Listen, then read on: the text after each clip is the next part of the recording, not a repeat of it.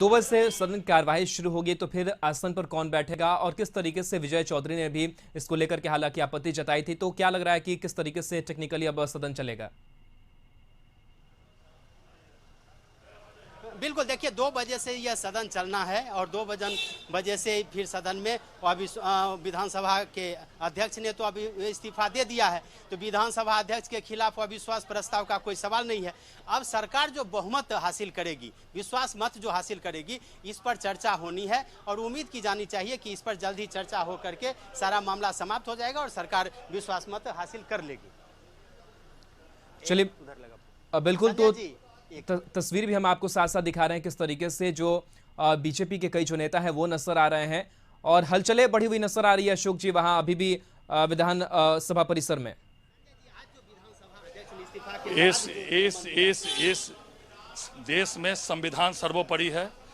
बिहार विधानसभा की कार्य संचालन नियमावली सर्वोपरि है। जो लोग कह रहे थे कि विधानसभा को स्पीकर को कुर्सी पर नहीं बैठने देंगे, जो लोग कह रहे थे टपने नहीं देंगे, आप शब्दों का इस्तेमाल किए, उनको जवाब देना चाहिए। और जो आरोप लगा विधानसभा अध्यक्ष जी तो पहले दिन ही इस्तीफा दे देते, लेकिन इन लोगों ने तुरंत जो अविश्वास लगा दिया, तो एक एक बात का उन्होंने जवाब दिया। उन्होंने कहा खुद कि मैं तो इस्तीफा दे देता, मुझे कोई सत्ता का लोभ नहीं है, और मैं तो एक एक बात का मुझ पर जब अविश्वास लगा दिया गया कतिपय आरोप लगाने के बाद, तो हमने सोचा कि एक एक आरोप का उन्होंने जवाब दिया और तब उन्होंने छोड़ दिया। लेकिन जो उन्होंने एक नई परंपरा की शुरुआत की है, आपको लगता है कि पहले तो विधानसभा उपाध्यक्ष महेश्वर हजारी ने जिस तरह के शब्दों का प्रयोग किया था, उससे विधानसभा अध्यक्ष आहत थे और उन्होंने आहत पूरा देश था, पूरा राज्य आहत था।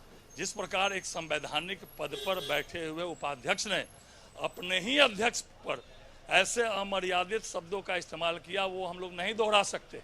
लेकिन आज जो अध्यक्ष जी का भाषण हुआ, आज जो उन्होंने एक एक बात का जवाब दिया, निश्चित रूप से अध्यक्ष जी ने जो 1.5 साल तक, पौने 2 साल तक सदन चलाया, पक्ष विपक्ष सबको साथ लेकर चलाया, और मैं तो सामने वाले तरफ भी देख रहा था, सब लोग मुंह हिला रहे थे।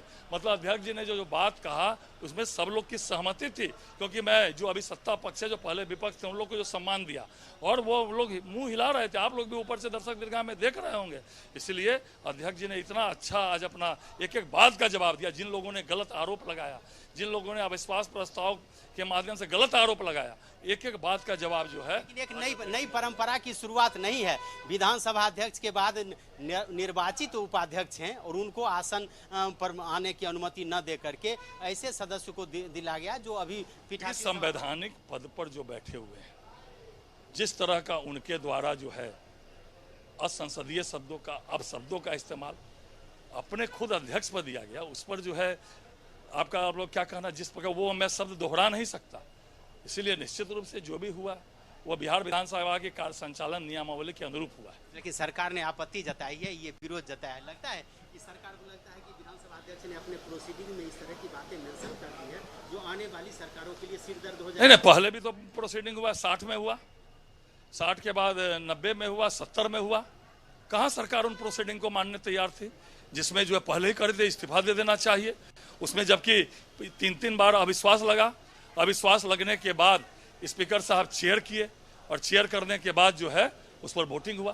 पहले ही जो सत्ता पक्ष में जो चले गए, जो पलटी मारने में Guinness books of world record में जिस सरकार का जो है नाम होना चाहिए, उन्होंने कहाँ उन्होंने माना जो प्रोसीडिंग था, जो 3 बार अविश्वास प्रस्ताव सदन में आया था।